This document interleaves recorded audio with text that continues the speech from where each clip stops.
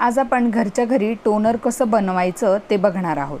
तर माझ्याकडे हा गुलाब होता, देवाच्या पूजेसाठी आणलेला। त्यातला एक गुलाब शिल्लक होता, त्याला स्वच्छ धुवून घेतला। एका भांड्यामध्ये अर्धा कप पाणी उकळायला ठेवून दिलं। तोपर्यंत गुलाब स्वच्छ धुतलेला आहे तो कट करून घेतला, त्याच्या पाकळ्या काढून घेतल्या वेगळ्या।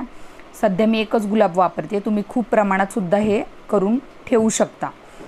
त्यानंतर पाण्याला चांगली उकळी येऊ द्यायचे, पाण्याचं भांडं खाली काढायचे। त्यानंतर हे सगळ्या पाकळ्या त्या पाण्यामध्ये टाकायचे, छान मिक्स करून घ्यायचे।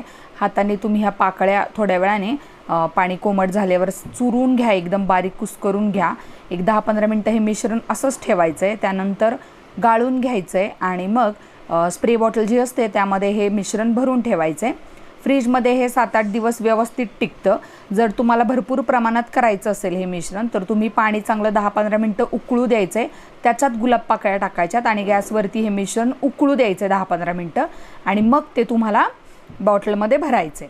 तर हे आपण उकळलेलं नाही आहे, हे मी एकदम रॉ बनवलेलं आहे।